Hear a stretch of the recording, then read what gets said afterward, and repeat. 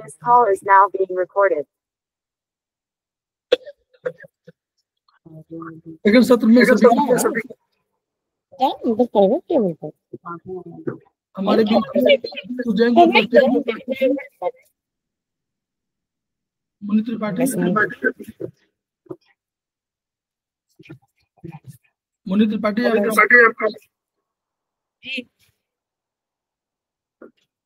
हमारे बीच में जो उपस्थित है उनका स्वागत है। पाठक जी उपस्थित है, उनका स्वागत है। अनिता जैन जी उपस्थित है, सेमेस्टर 5 के स्टूडेंट है, हमारे समवाय फाउंडेशन प्रमोटर, उनका स्वागत है। मुन्नी त्रिपाठी जी सेमेस्टर 4 के स्टूडेंट, उनका स्वागत है। सरिता जैन जी का स्वागत है, सेमेस्टर 2 के स्टूडेंट है। बबली सिंह का स्वागत है, सेमेस्टर 4 के स्टूडेंट है, समवाय फाउंडेशन प्रमोटर भी है। वर्षा श्रीवास्तव उपाध्यक्ष समवाय फाउंडेशन, उनका स्वागत है। और 4 लोग और जुड़े हुए हैं,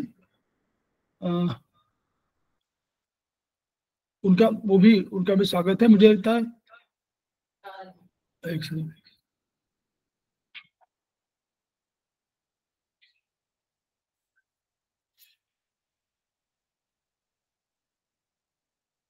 पवन कुमारी जी उपस्थित है। पवन कुमारी जी उपस्थित, उनका स्वागत है।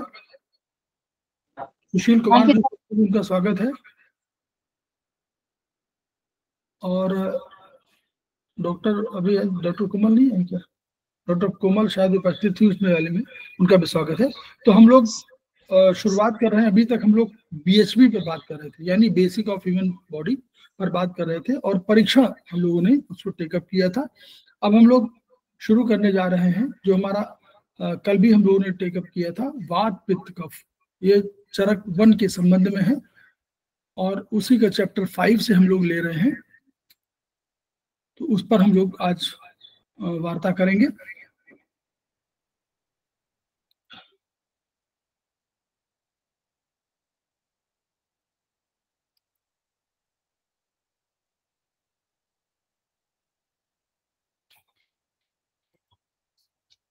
ये हम लोग वात पित्त कफ में हम लोग ने 3 दोषों की चर्चा हम लोगों ने किया था।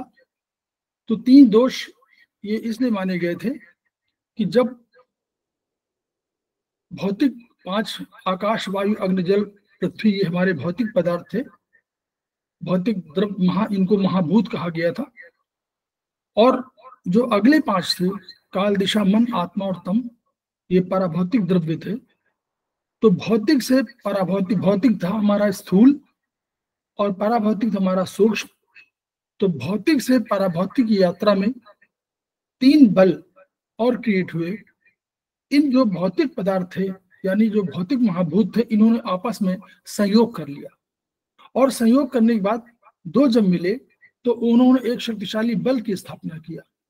उस बल को हम लोग कहते हैं वात पित्त कफ।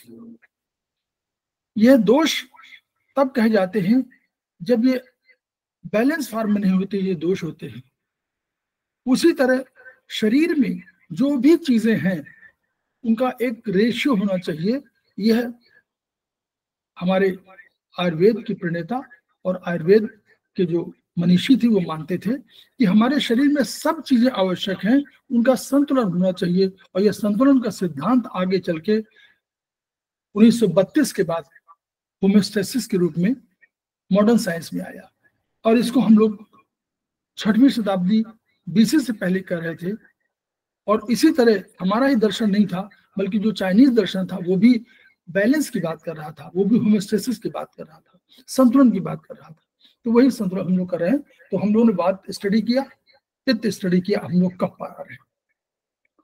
तो कफ है गुरु शीत मृदु स्निग्ध मधुर स्थित पिछला शेषण है प्रशमनम याति विपरीत गुणई गुणा।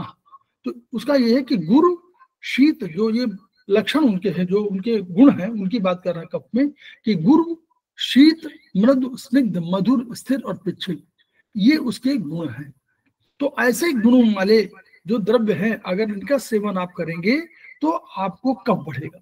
और अगर इसके विपरीत गुण जो है, उन गुण वाले जो द्रव्य है उनका सेवन करेंगे तो ये हमारे कफ जो है शांत होगा।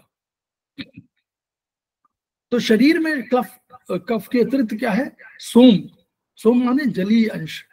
कुपित होकर ये अशुभ माने ये प्रकृतिस्थ माने समभाव। समभाव माने बैलेंस फॉर्म। और अगर कुपित हो गया, कुपित माने नाराज, नाराज माने बैलेंस फॉर्म में नहीं हुआ, तो वो क्या है?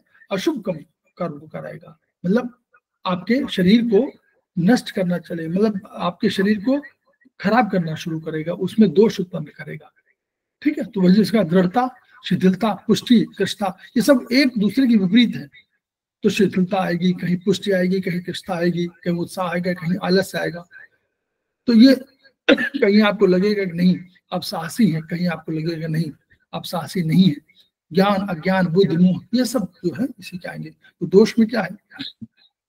शरीर में कफ के स्थान जो इसमें बताए हैं वो चेस्ट है, थ्रोट है, ज्वाइंट है, ब्रेन है, हेड है, पैंक्रियाज है, आमाशय है, रस है, नासिका है, जिह्वा है, टंग है और फैट है। और उसके भौतिक और रासायनिक गुणों पर मानसिक गुण इसका तमोगुण है, और भौतिक है भारी, शीत, मृद, स्थिर। हम लोगों को भौतिक गुणों पर अधिक कंसंट्रेट करना है, और रासायनिक पर मधुर, लवण है जो स्वीट और साल्ट है। तो ये इसीलिए मीठा जब आपको अच्छा लगने लगे तो वहां हम लोग कहते हैं कि हमको स्प्रीन की डिफिशियंसी हो गई है। और यहाँ हम लोग मानते हैं कि अगर मीठा हम लोग को पसंद आ रहा है तो इसका मतलब हम कफ वृद्धि कर रहे हैं। जैसे मीठा खाना शुरू करें कफ बढ़ेगा। अब इसमें ये बताया गया है कि देखिए हमारे शरीर के अंदर वाली हार्मोन, हमारा जो है बात, और बात का क्या है कि शरीर के अंदर होने वाली, ये इसको समझ लीजिए लाइन, प्रत्येक क्रिया का जनक वात है। तो यानी इनिशिएटर जो है वात है। जब भी कभी कोई बीमारी आएगी तो वो वात के माध्यम से आएगी। और हम लोग चाइनीज की जब बात करेंगे तो वहां पर हम लोग क्या कहेंगे? बोलिए। अगर वहां हम लोग कहें दो बीमारियों, वहां दो बीमारियों को बोलते हैं ना नाम, विंड से पैरालिसिस बीमारियां पूछ रहे हैं ना सर आप? ना ना ना, इंफेक्शन के जरिए सर दशाएं बोलते हैं ना, वहां कहते हैं कि ये बीमारी ऐसी आई है। क्रॉनिक और वो क्रॉनिक तो माने हुआ, अच्छा, क्रॉनिक और एक्यूट। यस। तो जब बात की बात करेंगे तो वहां एक्यूट की बात करेंगे, यानी बात एक्यूट क्रिएट करता है। और जब हम कहेंगे क्रॉनिक है तो वो कफ हो जाएगा। आगे चलिए। तो ये हार्मोन, नर्वस सिस्टम और हार्मोन सिस्टम क्या है? यही हमारे ब्रेन में है, और यही क्या करता है? ये फंक्शनल कराता है। क्या काम कराता है? मूवमेंट, विचार।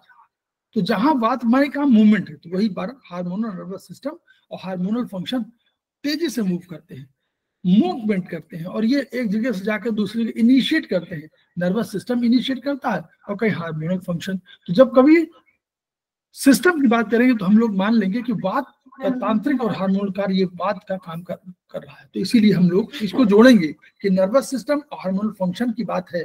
तो बात पित्त क्या करेगा? पित्त जो है हमारे पास मेटाबॉलिक फंक्शन जहां की बात आएगी वहां पर पित्त की बात आएगी। वो क्या करेगा? वो रस, रक्त, मांस में अस्थि, मज्जा, शुक्र इनका निर्माण करेगा। ठीक है, तो इनके लिए जो मूल द्रव्यों की उत्पत्ति वो कराएगा। यानी पित्त हमारा डाइजेस्टिव सिस्टम से होगा। तो पित्त, इन मूल द्रव्यों से कफ अपनी एनाबॉलिक क्या है? एनाबॉलिक और दो शब्द है ना मॉडर्न साइंस में। यस, कैटाबॉलिक और एनाबॉलिक। मेटाबॉलिज्म। यस, ठीक। नहीं, कैटाबॉलिक और एनाबॉलिक। हाँ, उसको मेटाबॉलिज्म कंबाइंड है। मेटाबॉलिक माने कंबाइंड, और एनाबॉलिक और कैटाबॉलिक। एनाबॉलिक माने संश्लेषण, माने दो लोगों को जोड़ना, और कैटाबॉलिज्म माने ब्रेक कर देना। तो कैटाबॉलिक और एनाबॉलिक। तो कफ जो है, कफ जोड़ता है, और तोड़ता कौन है? तोड़ता कौन है इसमें से? कौन ब्रेक कर रहा है? पित्त तोड़ेगा सर। अग्नि तोड़ रही ना। तो अग्नि जिसमें होगी, अग्नि तो उसी में है, पित्त में है। तो अग्नि जो है ये क्या करेगी? ये कैटाबॉलिज्म करेगी, और कफ क्या करेगा? जोड़ेगा। और कफ को सोम माना गया है। सोम माने चंद्रमा, ठीक। और पित्त को माना गया है सूर्य, और वात को माना गया है वायु। क्लियर? ब्रह्मांड में, ठीक। तो ये मूल द्रव्यों से कफ क्या करेगा, एनाबलिक क्रियाओं द्वारा शरीर में नवीन धातुओं की उत्पत्ति करेगा। वो दोनों को जोड़ देगा और पहले की धातुओं की क्षतिपूर्ति का काम करेगा। कोई पहले कम है तो उसको ठीक करेगा। तो कफ के भौतिक गुण वात के गत्यात्मक गुणों से विपरीत होते हैं। तो यानी जब कभी अगर वात इसके हिसाब से जब वात को बढ़ाना हो तो कफ को घटाना होगा, और अगर वात को घटाना होगा तो कफ घटाएंगे, तो उससे विपरीत हुए। परंतु कफ, वात और कफ दोनों कार्यों में एक समानता है कि दोनों कार्य अग्निकर्म से भिन्न है। अग्निकर्म केवल एक ही में है, किसमें? पित्त में। तो वो क्या है, अग्निकर्म से भिन्न है, और इनमें शीत गुण, दोनों में शीत गुण है। तो हम लोगों ने बहुत पढ़ा है इसके बारे में पहले। अब यहां पर ये प्राकृत माने बैलेंस कफ क्या करता है, स्निग्ध करता है ना, चिकनापन लाता है। कहीं संधि बंधियों को ठीक होना, उनके जहां जोड़ है उनमें मूवमेंट, स्थिरता, गुरुता, मैथुन में समर्था, शारीरिक बल का बना रहना, सहन शक्ति, धैर्य और लोभ का अभाव, ये सभी संभाव में स्थित कफ धातु के कर्म है। ठीक है। लोभ का अभाव, देखिए धैर्य, धीरज और लोभ अगर नहीं होगा तो यानी कभी अगर, अब आप यहां सोचिए कि कभी अभी पराभौतिक किसी बीमारी होगी और पराभौतिक बीमारी में ठीक करना हो तो क्या करेंगे? अगर वहां लोभ कहीं कहीं है तो इसका मतलब कि आपको अगर लोभ अधिक है वहां तो यानी कफ कम है इसके हिसाब से। तो जो हम लोग गुण और गुणों के धर्म को समझ लेंगे और ये द्रव्य गुण कर्म जो अगर इनको समझ लेंगे तो हम लोग इसमें ट्रीटमेंट में हमको आसानी रहेगी। शरीर में लुब्रिकेशन, बंध, विभिन्न रचनाओं का परस्पर अनुबंधन, मतलब दो जोड़ना, स्थिरत्व, शारीरिक दृढ़ता, स्टेबिलिटी, गुरुता, हैवीनेस, वीरवत्ता, बल, क्षमा, धैर्य और निर्लोभता, ये अविकृत कर्म बैलेंस कफ के काम है। संतुलित कफ क्या करता है, शरीर को बल प्रदान करता है। कफ वाला व्यक्ति आप देखिए ना, थोड़ा हष्ट पुष्ट वाला होता है, वो कफ का प्रधान है, जिसको हम लोग वहां कह रहे थे पृथ्वी प्रधान, याद है चैप्टर 9 चैप्टर 7? Yes sir. वहां हम लोग कह रहे थे ना, तो जो वहां वही वाला है, ये सब थोड़ा सा दृढ़ वाला होगा तो वो संतुलित कफ शरीर को बल प्रदान करता है, अतः बल कहलाता है। संतुलित कफ को शरीर में ओज कहते हैं। तो यानी ये ओज क्रिएट करेगा। ओज हमारे पास देखिए, ओज हमारे उसमें धातुओं में कहीं नहीं है, लेकिन ओज माने संयुक्त रूप, रस, रक्त, मांस, मेद, अस्थि, मज्जा, शुक्र, इनका संयुक्त रूप जो है ओज है। ठीक। अब चलिए, अब बल के बारे में कहा गया कि बल 3 प्रकार का। कैसे? एक तो सहज बल क्या हुआ कि जो आपको माता पिता से विरासत में मिला वो आपका सहज बल है, जो ईश्वर ने दिया, जो माता पिता ने दिया, वो आपका सहज बल है। एक कालज बल है। कालज बल क्या हुआ कि आप देखते हो गर्मी में आपकी शक्ति घट जाती है, जाड़े में आपकी शक्ति बढ़ जाती है। तो वो जो है दोनों में वो कालज बल है। काल के अनुसार आपके बल में जो वृद्धि होती है या कमी होती है वो कालज बल है। और युक्त कृत बल है, अभी हम लोग बात कर रहे थे कि प्रोटीन खिला देते हैं, वो ये खिला देते हैं, वो कार्बोहाइड्रेट का वो कर देते हैं। तो आप कभी जो जिसको मसल वाला करना होता है और वो एक एक्सरसाइज नहीं, एक प्रदर्शनी होती है जिसमें शरीर को, शस्त्रों को दिखाना होता है, उसमें वो प्रोटीन का केवल सेवन कराते हैं। तो अंडे के जर्दी निकाल देते हैं, पीला वाला निकाल देते हैं, उसको व्हाइट वाला जो है वो खिलाते हैं। तो ऐसे वहां पर वो युक्त करता है, मतलब युक्त कर माने आपने कुछ एक्सपेरिमेंट किया हुआ अपने पर, कोई चीज आपने अलग से प्रोटीनस डाइट लिया है, कोई वो जो वो युक्त करता है। ठीक है, तो ये उसी का है। अब प्रत्येक कोशिका की समस्त क्रियाएं उसमें उपस्थित और उसके बाहर विद्यमान जलीय तरल, इंट्रासेलुलर और एक्स्ट्रासेलुलर बॉडी फ्लूइड से प्राप्त पोषक तत्वों पर आश्रित है। जो सेल है, सेल के बाहर हमारा, सेल के अंदर तो इंट्रासेलुलर फ्लूइड है, सेल के बाहर ईसीएफ है। ठीक है, तो ईसीएफ है, तो वो इन्हीं पर जो मूवमेंट अंदर से बाहर, बाहर से अंदर होता रहता है। तो यानी पोषक तत्व क्या होते हैं, अंदर जाते हैं, कुछ बाहर से जो अवशिष्ट बाहर आता है। तो इन सब के बेस, इन्हीं पर कह रहे हैं कि आपका जो स्वस्थ होना का इन्हीं पर आश्रित है। तो इन पोषक तत्वों से प्राप्त प्रत्येक कोशिका अपने लिए उपयोगी द्रव्यों का संश्लेषण करती है, बनाती रहती है। संश्लेषण में जहां सिंथेसिस की बात हो वहां समझिए कि वो निर्माण हो रहा है, क्योंकि दो चीज मिलती है तब निर्माण होता है, तो वही संश्लेषण कहा गया, सिंथेसिस कहा गया। कफ अपनी शरीर में जितने भी संश्लेषणात्मक एनाबॉलिक क्रियाएं हैं उन सबका कर्ता कफ है। तो वहां वात जो जनक है, वात कोई क्रियाओं का जनक है, इनिशिएटर है, और ये कर्ता कफ है, ये मिलाने वाला काम जो काम करता है वो कफ करता है। ठीक है, स्क्रीन शेयर नहीं है क्या सर? नहीं हो रहा क्या? नहीं सर, स्क्रीन शेयर तो नहीं है। अच्छा, तो कोई बताया नहीं अभी, मुझे लग रहा है पहले मैं अभी ज्वाइन किया हूँ। कोई बात नहीं, ठीक है, देखता हूँ। हमने लिए अब है? नहीं हो रहा सर, अभी नहीं, स्क्रीन नहीं आ रही है।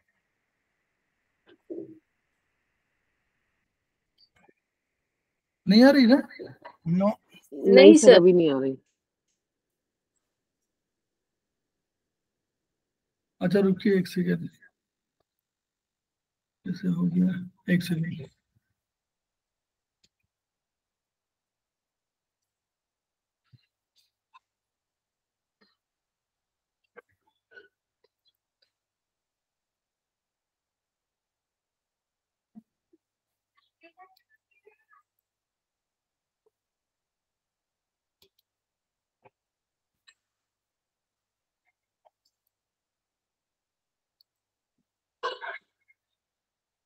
दो तीन मिनट, एक सेकेंड।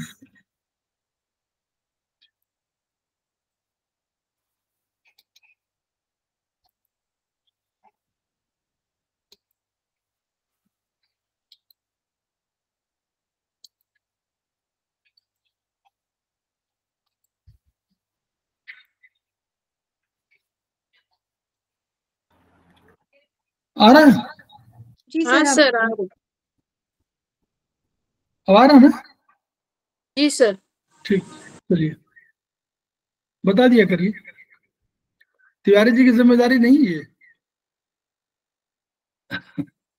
चलिए ठीक है, तो हम सर हमको लगा आप ऐसे ही पढ़ा रहे हैं आज।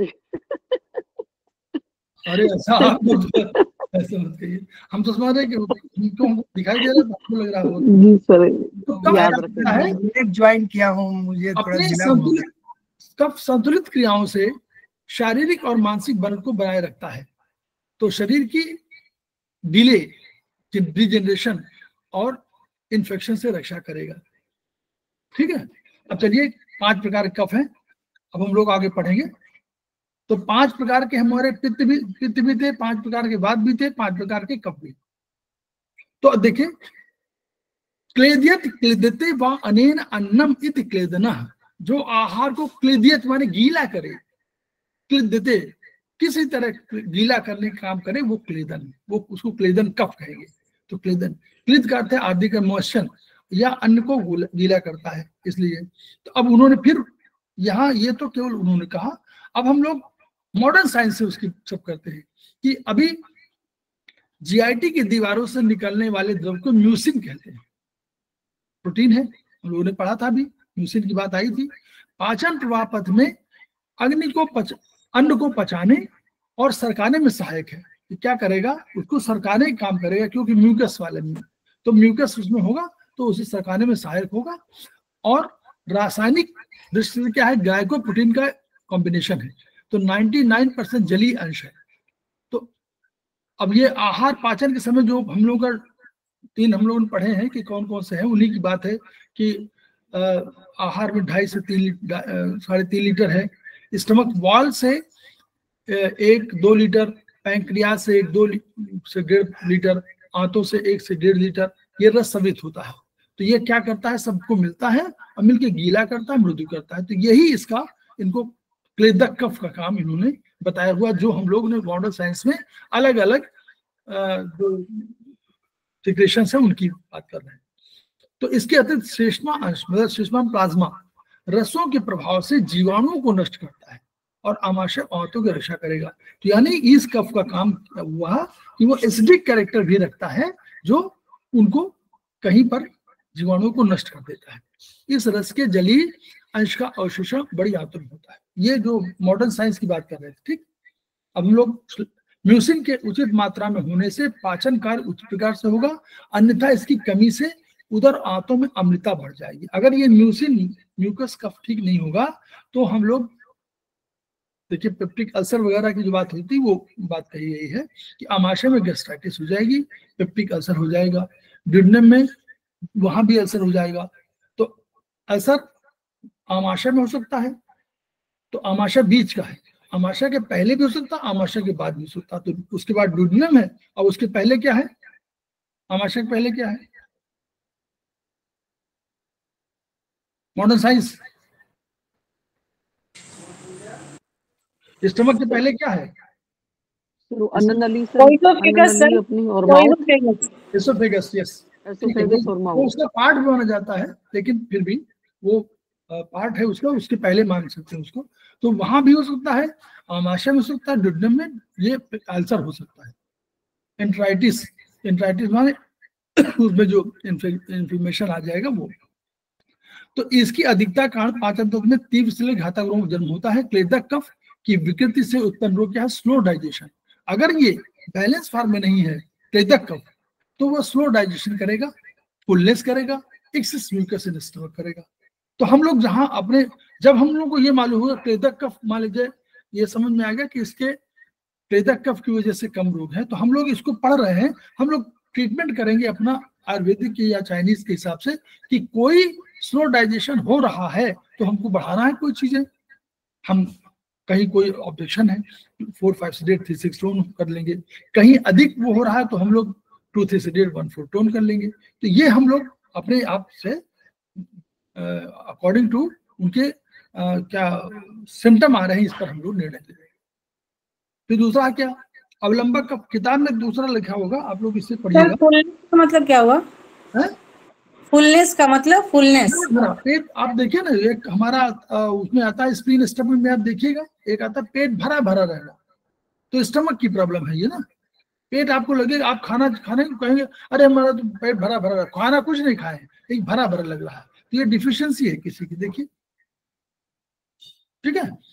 जो हमारे चाइनीज वाले में आप देखिएगा उसमें भरा भरा लगता है, ये स्टमक स्प्लीन की ही प्रॉब्लम बता रहा है। भरा भरा, भूख न लगना, भरा भरा लगना, तो भूख न लगना तो स्प्लीन का है, भरा भरा लगना शायद स्टमक का प्रॉब्लम है, ठीक, भरा भरा फुलनेस।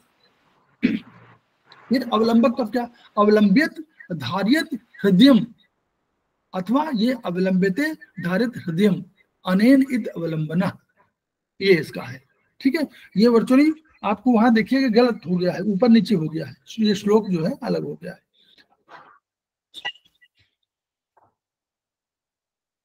तो ये हृदय को, जो हृदय तंत्र को धारण किए रहता है अथवा जिसके अभाव में हृदय की धड़कन बढ़ जाती है, वो अवलंबन है,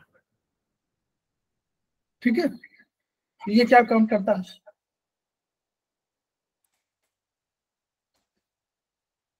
ये प्रधानतया हृदय और फेफड़े की सुरक्षा झिल्ली और म्यूकस झिल्ली में स्थित है।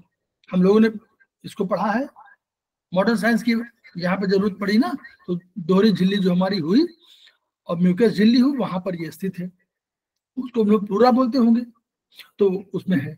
ये शरीर की प्राथमिक प्लाज्मा, तरल पदार्थों में प्राथमिक प्लाज्मा में से एक है, शरीर का 70% भाग जली है, उससे ये अवलंबक कफ शक्ति स्थिरता प्राप्त करता है। ये उनका अपना डिस्क्रिप्शन है। अब फिर आ गया मॉडर्न साइंस, उसी को डिसाइड करने लगी। फेफड़े आवरण द्वारा आवृत होते हैं, प्लूरा है, आवरण के 2 स्तर हैं, एक में इन दोनों के मध्य में कोई एक लिक्विड है, ठीक है। इनको क्या करता है, वो क्या, उसका काम क्या, अगर लिक्विड हो जाएगा तो एक दूसरे से चिपकेंगे नहीं और घर्षण से, मतलब जो फ्रिक्शन होगा उससे सुरक्षित रहेंगे और आपस में रगड़ नहीं खाएंगे। तो एक तो ये हो गया। दूसरा, एक अटैच होता है आपके उससे और एक बाहर से होता है, तो जैसे जैसे दोनों के बीच में जैसे आप हटाते हैं तो फैलता है। तो उसी तरह जो आपका डायफ्राम और ये आपका लंग्स दोनों एक साथ एक सिंक्रोनाइज ढंग से ऊपर नीचे होते रहते हैं। अगर ये लिक्विड ना हो और एक वो पहले वाला जो है सीधे जुड़ा ना हो फेफड़े से, तो फिर वो फेफड़े का फैलने का कोई अर्थ नहीं रह जाएगा। ठीक, ये जब द्रव्य मात्रा बढ़ गया तो वायु प्रवेश कर गई, या द्रव्य बढ़ गया या इसमें वायु प्रवेश कर गई। सर ये जो लिक्विड होता है तो ये लंग्स वाले उसके उसमें रहता है या डायफ्राम और लंग्स के बीच में रहता है? नहीं, डायफ्राम लंग्स के बीच में, अरे डायफ्राम तो नीचे है, ये तो लंग्स के जो प्लूरा है, तो इसी पे प्लूरा तो चारों तरफ कवरिंग दे रहा है ना, कवरिंग है प्लूरा। कवरिंग माने लंग्स अंदर होगा तो लंग्स को कवरिंग यूं देगा, तो लंग्स के दो दीवारें में कवरिंग होगी, दो बोरे समझ लीजिए, एक बोरा सीधे लंग्स से जुड़ा हुआ, एक बोरा नीचे जुड़ा हुआ है, और दोनों के बीच में कोई हल्का सा, ऐसा मत सोचिए कि लिक्विड बने तरल है, द्रव है, वो द्रव थोड़ा सा जेली टाइप भी हो सकता है, वो अधिक मतलब होता है, ऐसा नहीं कि बिल्कुल पानी की तरह हो, ऐसा भी नहीं है, सेमी लिक्विड। हाँ सेमी लिक्विड है। तो उसके वो, तो अब वही कह रहा है कि उस जगह पर ये डायफ्राम तो नीचे है, डायफ्राम से दूसरा सिरा अटैच है, डायफ्राम से, जैसे होगा तो यूं हटेगा, यूं करेगा, वो दो लंग्स यूं ऊपर से, जहाँ लंग्स है इधर हमारा डायफ्राम है, तो वो जैसे फेफड़े हुए तो यूं ये भी चला गया, फिर ये चला गया, ऐसे चला गया, मूवमेंट दोनों के बीच में, क्योंकि वो है तो इसलिए ऐसे मूवमेंट करता है। क्लियर? तो इन्हीं में अगर वायु प्रवेश कर गई या द्रव बढ़ गया तो ये कोलैप्स कर जाएंगे, मतलब जो अपनी फंक्शनलिटी है, जो अपना फंक्शन इनको, उसको भूल जाएंगे, उसका काम खत्म हो जाएगा और ये कोलैप्स कर जाएंगे। तो इससे क्या होगा, अल्टीमेटली आपके ऑक्सीजन की कमी होने लगेगी, ऑक्सीजन को कम इनहेल कर पाएंगे, एक्सेल कर पाएंगे। इनहेल एक्सेल दोनों चीजें, पहले लेना फिर उसको निकालना। फेफड़ों के आवरण इस द्रव्य में उपस्थित पोषक द्रव्यों से पोषण प्राप्त करते हैं।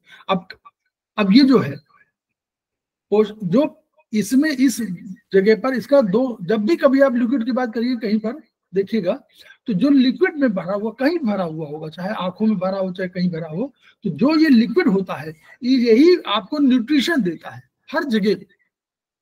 वूम में भी, मदर के वूम में भी जब होगा तो भी वहां पर जो पोषक चारों तरफ थैली होगी उससे वो पोषण लेगा। तो यानी ये ईश्वर का अरेंजमेंट ऐसा बना हुआ है कि ये केवल इतना नहीं कि सुरक्षा करेगा, इससे पोषक तत्व भी इसी से वो लेता रहेगा।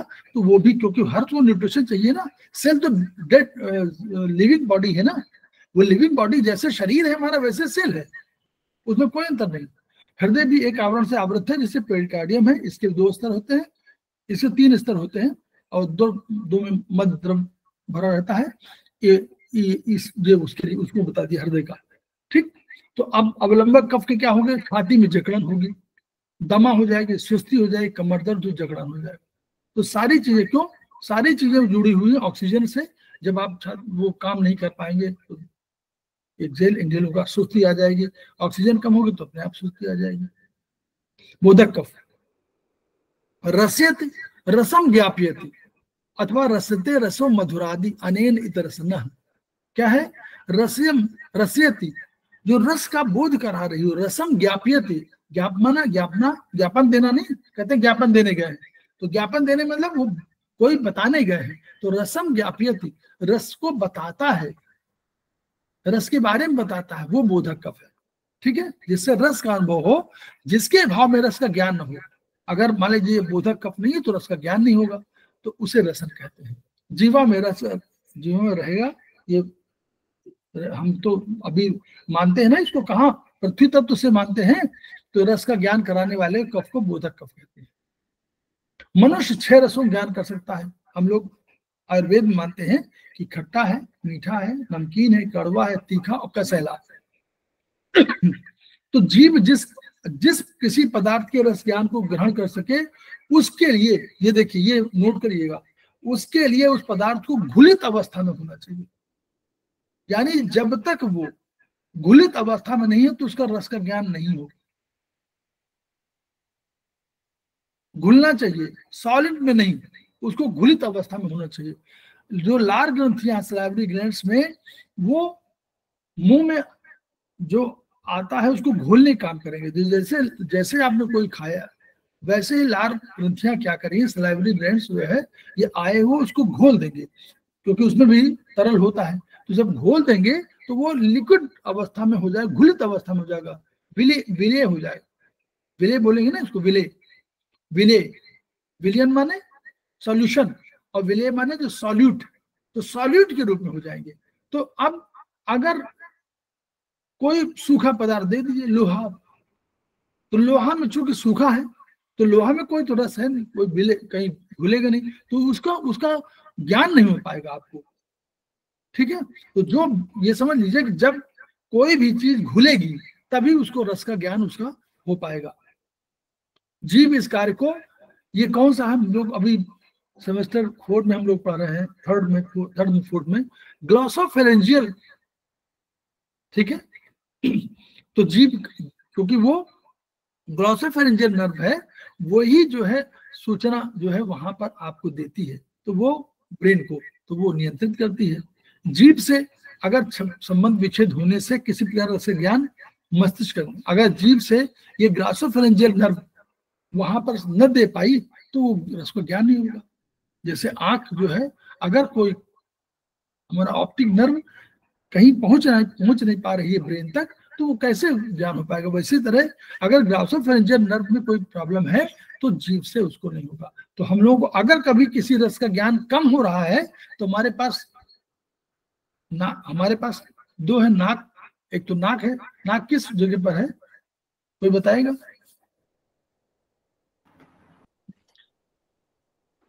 नाक कहीं प्लॉटिंग फेस पर प्लॉटिंग थंब पर है sir, finger number, finger sir, अच्छा फिंगर नंबर ये हो गया सर, स्मॉल पृथ्वी फिंगर वाले पे है सर, 5 पे आती है पृथ्वी पे। पृथ्वी से सुगंध का मतलब पृथ्वी से है। ठीक है, 5 नंबर। तो एक तो 5 नंबर हुआ, नाक यहाँ पर हुआ, तो यहाँ पर हमको ट्रीट कान हो जाएगा। नर्व, ग्लॉसोफेरेंजियल नर्व, तो ग्लॉसोफेरेंजियल नर्व जो है इस पर हम लोग ट्रीटमेंट दे सकते हैं। तो ये भी आप देखिएगा 5 फिंगर नंबर 5 में ही आएगी, और ये फिंगर नंबर 5 ना करके बल्कि अगर हम लोग इसमें करेंगे LMM RMM, ये LMM है ये RMM है, तो यहाँ पे करेंगे तो पॉइंट नंबर 5, एनर्जी नंबर 5 पे भी आएगी। आप वहां देखिएगा, अभी हम लोग जब पढ़ेंगे आत्रे तो उसमें समझ जाएंगे। ठीक है, तो इसको ग्लॉसोफेरेंजियल पे हमको इसको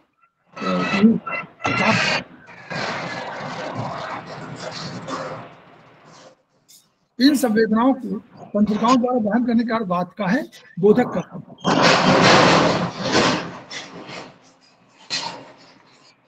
सर सुशील जी का खुला हुआ है सर, सुशील जी बंद कर लीजिए। तो जो अगर अब ये देखिए यहाँ पर नोट करिएगा थोड़ा सा, ये समझ, इस संवेदना का तंत्रिकाओं द्वारा वहन कराने का कार्य बात का है, बोधक कफ का नहीं।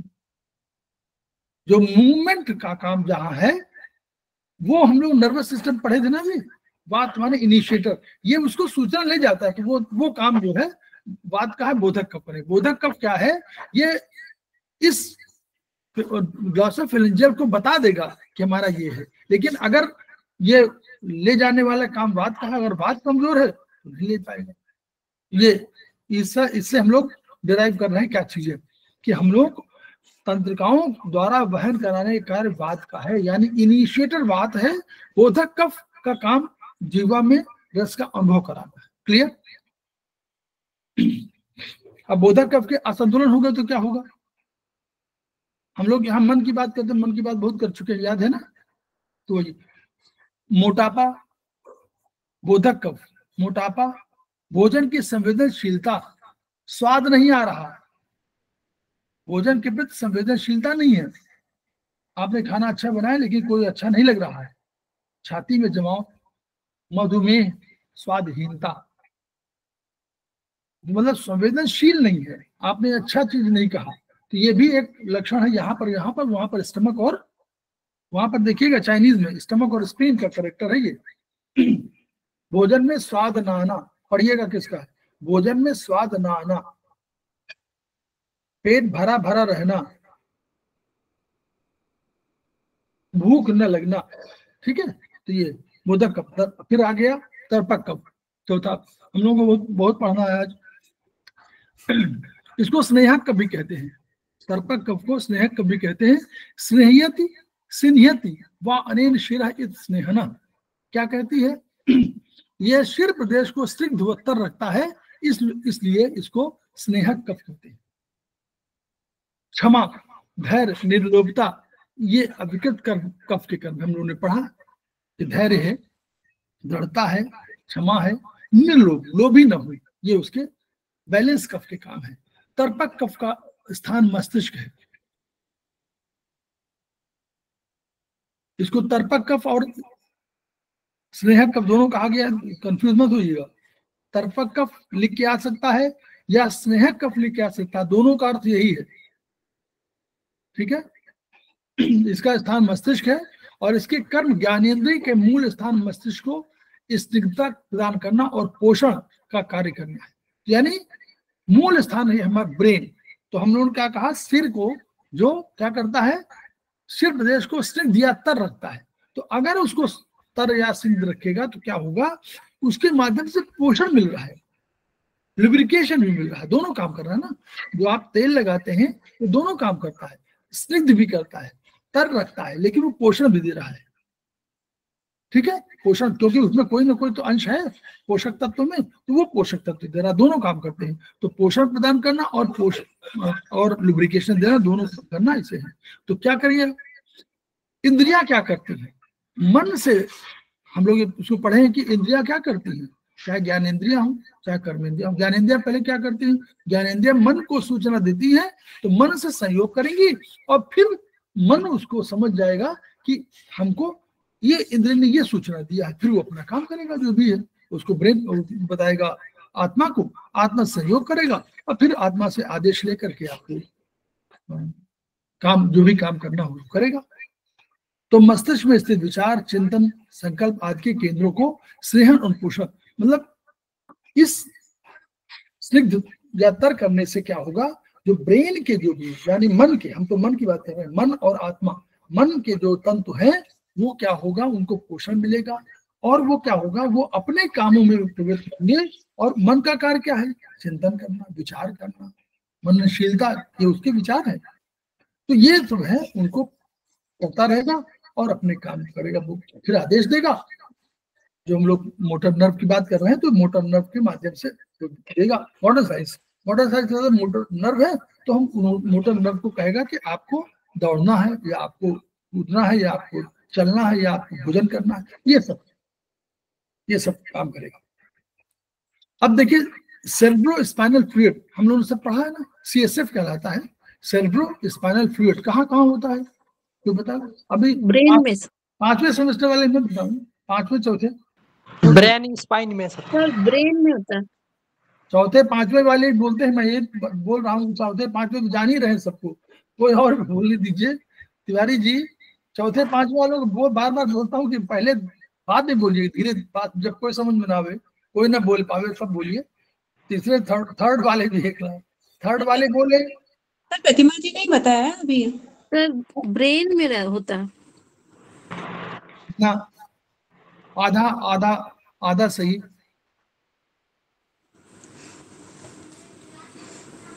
सेरेब्रो स्पाइनल फ्लूइड कहाँ होता है, यही पूछ रहा हूँ। सेंट्रल नर्वस सिस्टम, ब्रेन में सेंट्रल नर्वस सिस्टम कहाँ है? सेंट्रल नर्वस सिस्टम क्या है? ब्रेन और स्पाइनल कार्ड। क्लियर हो गया? जो पहले बोल रहे थे वो सुन ले। ब्रेन और सेंट्रल नर्वस सिस्टम माने ब्रेन। हम लोग देखिए, अब कोई ये चीज छोड़ेंगे नहीं, प्रश्न अधूरा नहीं। सेंट्रल नर्वस सिस्टम उसमें है CSF, केवल ब्रेन में नहीं है। तो 2 पार्ट है उसके, हम लोग पढ़ चुके हैं। अब हम पढ़ चुके, ब्रेन है सेंट्रल और उसका सेंट्रल ऊपर वाला ब्रेन है, नीचे स्पाइनल कॉर्ड है, तो दोनों में बह रहा है। तो ये क्या है, मस्तिष्क का पोषण कार्य लगभग ना के समान होता है, ठीक है। ये कह रहे हैं सेरेब्रो स्पाइनल फ्लूइड से। इस तरह का मुख्य कार्य प्रत्यावर्धक है, मतलब ये आपकी रक्षा काम करता है, रक्षा काम अधिक करता है। ये मस्तिष्क पर पड़ने वाले दबाव को सहन कर मस्तिष्क को सुरक्षित रखता है। देखिए ऐसा नहीं है, पोषण भी देता है, लेकिन उन्होंने कहा कि कम है। मेन काम है आपको अवरोध को रोकना है, जो झटके से बचाना है। यदि मस्तिष्क से संवहित रक्त की मात्रा में वृद्धि हो जाती है तो तरल की मात्रा बढ़ जाती है। तो क्या होता है, आंतरिक दबाव से जिस मात्रा बढ़ जाए जिससे कि आंतरिक दबाव में किसी प्रकार अंतर ना आए। यदि मस्तिष्क में संवहित मात्रा में वृद्धि हो जाती है तो तरल की मात्रा बढ़ जाती है, ताकि कोई अंतर ना आए और बैलेंस फॉर्म में रहे, ताकि झटकों से और उसके वॉल्यूम में कोई ना आए। मस्तिष्क की मेटाबॉलिज्म क्रियाओं द्वारा जो मल द्रव्य उत्पन्न होते हैं उनको वहन कर ले जाते हैं। जो हमारे टॉक्सिन होते हैं या हमारा जो वेस्ट प्रोडक्ट होता है उसको भी बाहर किया जाता है, बाहर। इस प्रकार मस्तिष्क मेरुतरल का कार्य यांत्रिक मैकेनिकल, उन्होंने कहा कि मैकेनिकल है और तर्पक करके संपूर्ण कार्यों का संपादन नहीं होता है इसके द्वारा, मतलब CSF द्वारा, परंतु ये परोक्ष रूप से सहायक अवश्य है। मस्तिष्क का पोषण करने वाले रस द्रव्यों के उत्पादक का नाम तर्पक है। जो मस्तिष्क के पोषण करने वाले रस द्रव्य हैं उनका उत्पादन तर्पक कफ करता है, जबकि CSF को हम लोग तर्पक कफ से तुलना नहीं कर सकते। ये इसका अर्थ है कि तर्पक कफ पूरी तरह से CSF को नहीं कहता। तर्पक कफ क्या करता है, मस्तिष्क मेरुरज्जु और हृदय में रहता है। कहाँ जगह रहेगा, एक तो ब्रेन में रहेगा, मेरुरज्जु में रहेगा, स्पाइनल कॉर्ड में और हृदय में रहेगा। ये कफ मस्तिष्क के तरल पदार्थ को ठीक बनाने और कार्य में मदद करना, CSF को ठीक से बनाने में मदद करता है। संतुलित अवस्था में होता है तो मानसिक शारीरिक संतुष्टि और स्वास्थ्य स्थिति है और यह याददाश्त को सुरक्षित रखता है। तो मेमोरी के लिए तर्पक कफ। साइनस में असंतुलन होगा, साइनस में दिक्कत होगी। साइनस हम लोग समझ रहे हैं ना, कैविटी है, वो भी टॉक्सिन को ले जाती है, वो भी टॉक्सिन को ले जाती है और सुरक्षा करती है। सिरदर्द, गंध न आना, चिड़चिड़ापन, कमजोर याददाश्त। सिर का हाइड्रोसिफेलिस बीमारी है, उसमें कोई इंफेक्शन हो जाए तो भी तो हाइड्रोसिफेलिस बढ़ सकता है, वो CSF बढ़ जाएगा तो CSF का रोग हो जाएगा, वो भी पानी बढ़ जाएगा किसी रूप से। तो वो कैवर्नस साइनस की बात हम लोगों ने उस दिन किया था ना, कहीं जब निरंजन जी ने पढ़ाया था तो कहा था कि वो कैवर्नस साइनस, तो हाइड्रोसिफेलिस में कैवर्नस साइनस का रोल है। फिर श्लेष्मक कफ, श्लेष्यति योजक संधिन, जो संधियों को सटाता या जोड़ता है उसे श्लेष्मक कफ कहते हैं। श्लेष्मक, ठीक है। शरीर को मोबाइल बोन ज्वाइंट्स, अब हम लोग बोन ज्वाइंट्स पढ़े हैं, तो वो क्या करता है, श्लेष्मक कफ मिलाए रखता है। और ये क्या है, वही पूरा बताया फिर कि इसकी जो सिरों पर, जो बोन है उनके सिरों पर मेम्ब्रेनस कैप्सूल है, इसके पिछले भाग में साइनोवियल मेम्ब्रेन से ढका है और यही साइनोवियल मेम्ब्रेन में साइनोवियल फ्लूइड रहता है और यही फ्लूइड उसको क्या करता है, चिकना रखता है, ताकि आपके जोड़ों में दर्द नहीं होता है, खटखट नहीं होता है और वो बढ़िया नॉर्मल स्मूथली काम फंक्शन करते हैं। यही साइनोवियल फ्लूइड के उत्पादक की संज्ञा, यही साइनोवियल फ्लूइड के उत्पादक की संख्या को श्लेष्मक कफ कहा गया है। इसके क्या है, जोड़ों का ढीला होना, सूजन, जकड़न, धीमी और दर्दयुक्त गतियां, तो ये उसका, तो ये जब उन्हीं का 5 प्रकार का कहा गया।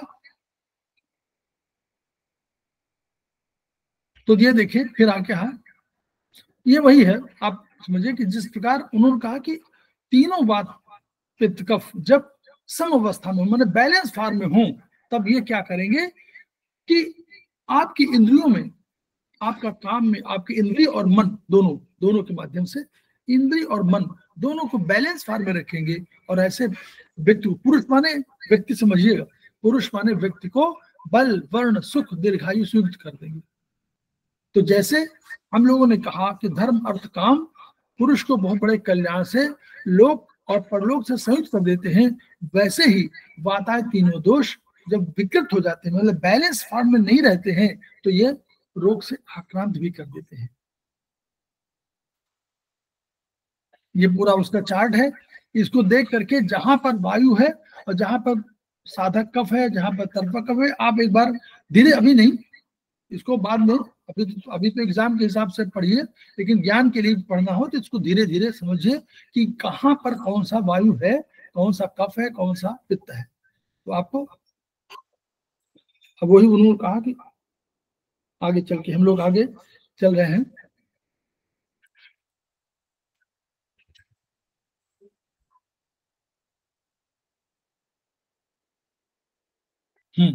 ये देखिए वही शुरू में आ गया कि आकाश, वायु और अग्नि जल और जल और पार्थिव बात।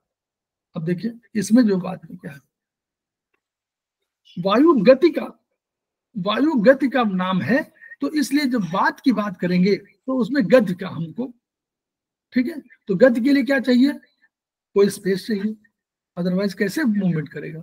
तो जैसे जैसे वायु को स्थान मिलेगा वैसे उसकी गति बढ़ जाएगी। इसीलिए आकाश और वायु दोनों मिलकर के एक बड़ी फोर्स की रचना करते हैं। तो अब इसमें क्या है हम लोगों का, शरीर में स्नायु बल, स्पीड, ब्लड सर्कुलेशन, भोजन, मल और विचारों आदि के लिए बात बल उत्तरदायी है। विचारों के लिए वही मूवमेंट करता है। इसकी साम्यावस्था शरीर को गतिमान बनाती है। अगर ये बैलेंस फॉर्म में है तो डायनेमिक आप हो जाएंगे, और इम्बैलेंस होगा तो ये रोगों को जन्म देगा। तो कौन होगा, एलर्जी, इसी का रोग है, उत्तेजना, high blood pressure, low blood pressure, संतानोत्पत्ति में परेशानी, सुन्नपन, विचार प्रभावित होना, मस्तिष्क अविकसित, ये इसके बाद के रोगों का विवरण है। और भी है, आंशिक लकवा है, लकवा जो जोड़ों में दर्द, खांसी, यूरिन का कब्ज है, क्योंकि मूवमेंट, जहां मूवमेंट की बात, जहां दौरे, झटके, मिर्गी, पलकों में फड़कन, मांसपेशियों का रोग, हृदय गति रोग, स्नायु रोग, हृदय रोग, जहां जहां मूवमेंट की बात हो रही है वहां वहां इस सिस्टम को आप प्रभावित मानिए। पित्त तापक्रम को नियंत्रित रखता है मेन, ठीक है। इसकी 3 अवस्थाएं हैं, कम, अधिक और आवश्यक, साम्य, बैलेंस फॉर्म में। तो इम्बैलेंस अगर हो गए तो रोग होगा। एक वही कहा कि मानव शरीर का 2/3 भाग तरल है। दैनिक जल ग्रहण, उद्भव और उत्सर्जन के द्वारा शरीर तरल का संतुलन बना रहता है। अगर आपने सही पानी ग्रहण किया और उसका उत्सर्जन भी किया, सही ढंग से उत्सर्जन हुआ, तो आपका जो है संतुलन बना हुआ है। अगर कोई क्रिया, मान लीजिए अधिक लिया और कम गया, तो आपके शरीर में जल की मात्रा बढ़ जाएगी। और कम लिया और अधिक निकल जाए तो आपका जो है वेट घटने लगेगा। तो ये सब चीजें होंगी। तो इसमें एक क्रिया के बाधित होने पर शरीर में तरल घटेगा या बढ़ेगा। तो शरीर का तापक्रम बढ़ने पर सामान्य प्रक्रिया की भांति वाष्पीकरण होने लगता है। दोनों स्थितियां रोग की मूलक है, ये उनको बता रहे हैं। किंतु देखिए अब देखिए इसका यहाँ पर थोड़ा सा अंतर जो चाइनीज का और आयुर्वेद का दिखा गया कि इसमें एक एग्जाम्पल दिया गया कि अगर हम लोग कहते हैं कि किडनी की वजह से रक्त में वो जो हमारा शरीर नीला पड़ता है या काला पड़ता है, वो किडनी की वजह से है, हम लोग वहां कहते हैं। तो क्यों, किडनी का जो रंग है वो हमारा है नीला या काला, तो हम लोग उसमें मानते हैं कि हमारे पर अगर काला पड़ रहा है शरीर तो किडनी के कारण है। तो उसमें हम लोग कभी होगा तो किडनी का टोन कर देंगे कि भाई वो टोन करेंगे तो हो जाएगा। तो इसमें दिया होता कि हमारे यहाँ पित्त का एक भगोने में थोड़ा सा जल डालकर रखिए पर तो वो काला पड़ जाएगा। तो इनका कहना है कि अगर आप अग्नि को बढ़ा रहे हैं तो जल की कमी होने से वो बाद में जो भगोना जिस तरह काला हो जाता है वैसे ही आपको यहाँ पर कालिमा हो जाएगी। तो कालिमा इनके हिसाब से अग्नि के कारण है, आयुर्वेद के हिसाब से। तो आयुर्वेदिक उपचार में अग्नि की वजह से कालिमा है, और अगर इसको आप हटाना चाहें तो आपको उसके अगेंस्ट में जाना पड़ेगा। अग्नि तत्व का क्या है, अग्नि तत्व को हम लोग आयुर्वेद में अगर सेडेट करना हो तो क्या करना पड़ेगा?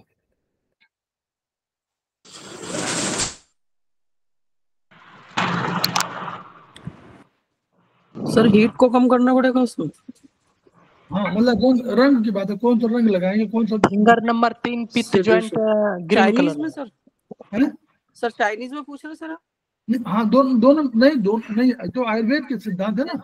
आयुर्वेद कह रहा है कि अग्नि अगर बढ़ेगी तो आपका रंग काला हो जाएगा इनके हिसाब से।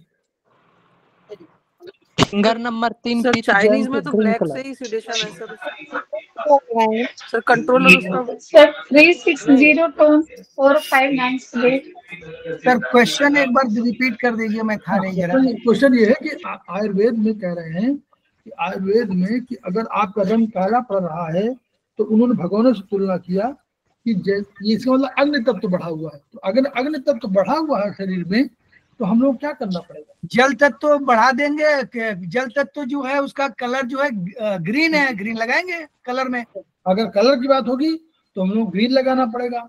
और नहीं हमको तो जल तत्व को सर चाइनीज के अकॉर्डिंग तो कलर चेंज हो जाएगा ना सर। जल तत्व को हाँ, आयुर्वेद की बात कर रहे हैं। नहीं चाइनीज में तो वहां पर हम लोग क्या करेंगे, याद करिए, बोलिए वहां पर क्या करेंगे हम लोग? अग्नि के कंट्रोलर को वो करेंगे, टोन करेंगे। कंट्रोलर का कलर लगाएंगे सर। अग्नि को जल कंट्रोल करता है भी तो जल ही है ना सर। चाइनीज में तो जल कंट्रोल कर रहा है ना अग्नि को। हाँ, तो जल का कलर या तो ब्लैक लगाइए या व्हाइट या ब्लू लगाएंगे। नहीं, चाइनीज सिद्धांत नहीं, चाइनीज की अवधारणा ये है कि अगर वो ब्लैक हो रहा है तो क्या हुआ, शीतलता की एनर्जी है। शीतलता की एनर्जी क्या है? अच्छा, यहाँ तो कॉन्सेप्ट ही चेंज हो गया सर। हाँ यस, वही इसी को बोलते हैं ना, वो कॉन्सेप्ट चेंज है वहां पर। कॉन्सेप्ट ही चेंज हो गया सर। ये तो वो कोल्डनेस एनर्जी की अधिकता मानकर उपचार करेंगे। तो बिल्कुल सर, यहाँ कॉन्सेप्ट चेंज हो गया। कोल्डनेस को कंट्रोल करेंगे। कोल्डनेस को कंट्रोल करने के लिए हमारे पास क्या है? पर वहां पर वही है, पीला है हमारे पास। यस, येलो लगाएंगे हम लोग यहाँ पर। लेकिन अगर आयुर्वेदिक में होगा तो हम लोग ग्रीन लगाना पड़ेगा। ग्रीन लगाएंगे, राइट सर। ठीक है, तो वही बता रहे हैं कि थोड़ा सा ये अंदर जो बता रहे हैं कि थोड़ा सा जो अब देखिए ये समझ में नहीं आया है।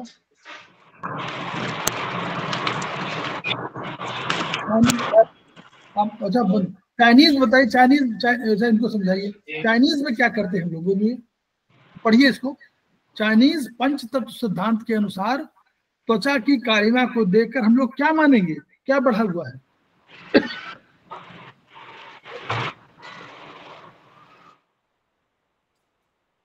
बोलिए, पढ़िए, देखिए, पढ़िए ना आगे। वाटर सर, शीतलता की अधिकता मानकर उपचार करना है। तो अगर चाइनीज का कर रहे होंगे तो हम लोग क्या मानेंगे, कोल्डनेस बढ़ गई है, नहीं? हेलो जी सर। सत्याजन बोलिए, सत्याजन बोलिए। हाँ सर, हाँ पर सर कोल्डनेस से तो काले पड़ते हैं क्या सर? कोल्डनेस एनर्जी है, उसकी अधिकता मानेंगे, मान लीजिए इसमें क्यों पढ़िए, और लोग बंद रखे। अच्छा आप ही चल रहा है। तो कोल्डनेस एनर्जी को हम लोग अगर अधिकता मानेंगे तो कोल्डनेस का कंट्रोलर कौन है? ये लो, पृथ्वी जी, पृथ्वी तत्व। इसके पहले दो, हाँ पृथ्वी तत्व है। येलो लगाएंगे। लेकिन आयुर्वेदिक में हम लोग मानते हैं कि अगर अग्नि बढ़ जाएगी तो काला हो जाएगा रंग। तो अग्नि की बढ़ी, तो अग्नि के लिए हम लोग आयुर्वेद में यूज करते हैं, अग्नि को घटाना हो तो हम लोग यूज करते हैं हरा रंग। जी। अग्नि के बाद क्या होता है? अग्नि के बाद आता है जल। तो अग्नि को सिडेट करने का कलर होगा जल का कलर। तो जल का कलर क्या है? ग्रीन। तो वहां ग्रीन करते हुए अंतर बताया है इन्होंने। ठीक है, चलिए अब हम लोग जो पढ़ना चाहते हैं वो पढ़िए आगे। देखिए ये कह रहे हैं कि जो हम लोग फंक्शन है उनको समझ लें, संरक्षण, तो शरीर के 5 स्तर, तो उनका स्ट्रक्चर को समझना है। कैसे? शरीर एक इकाई के रूप में है, एक तो इकाई के रूप में मान सकते हैं। दूसरा, हम लोग शरीर में बहुत प्रणालियां कौन है? सर्कुलेटरी है, डाइजेस्टिव है, नर्वस है, लिम्फेटिक है, एक्सक्रीटरी है, रेस्पिरेटरी, ये सिस्टम है। तो शरीर एक इकाई के रूप में है, शरीर प्रणाली के रूप में भी तो है। फिर एक शरीर में ऑर्गन्स हैं इनके रूप में है, और शरीर में टिश्यू है उनके रूप में, और शरीर में सेल है उनके रूप में। वही जो हम लोग बोलते नहीं, cell, tissue, organ, system, body, यही तो है। हेलो, पहला सबसे पहला छोटा सेल, 5वां नंबर देखिए सेल।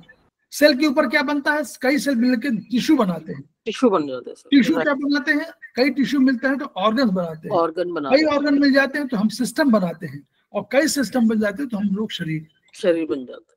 यही उसी को बता रहा है। अब इनको अगर यूज करना हो तो कैसे करेंगे? देखिए, अगर अंग शारीरिक प्रणाली के रूप में करना है, अगर प्रणाली है तो हमारे पास क्या है? सर्कुलेशन, उत्सर्जन, नर्वस। ये कौन है? वात। क्यों?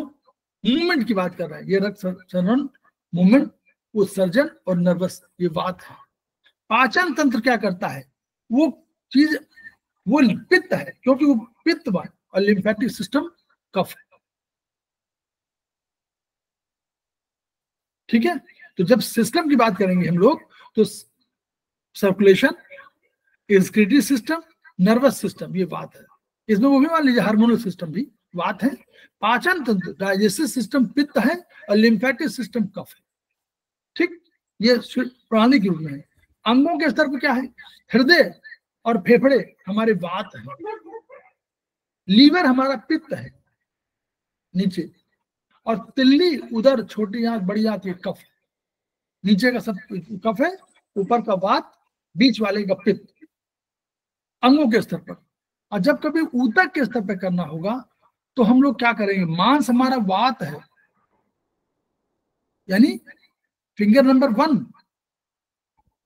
देखिए, फिंगर नंबर 1 क्या है? Yes sir.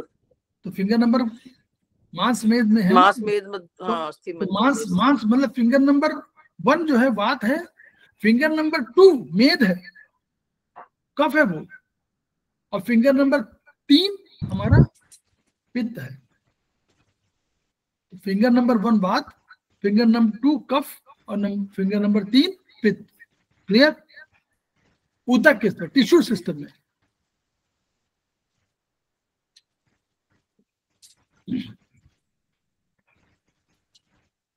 तो वो शरीर के अवयव ऊतक कोशिकाओं के तापक्रम को सुरक्षित रखने में, संतुलित रखने में अग्नि की भूमिका है। पित्त को शरीर में अनेक रूपों में जानते हैं। तो मेटाबॉलिक क्रियाओं के लिए तो दायी है। पित्त में अग्नि और जल दोनों है, और तापक्रम इसका प्रमुख घटक है। तो ये हम लोग जान रहे हैं, यहाँ पर बहुत महत्वपूर्ण नहीं है। तो इसमें हार्मोन्स वगैरह सब इसमें शामिल है। पित्त परिवर्तन संबंधित है।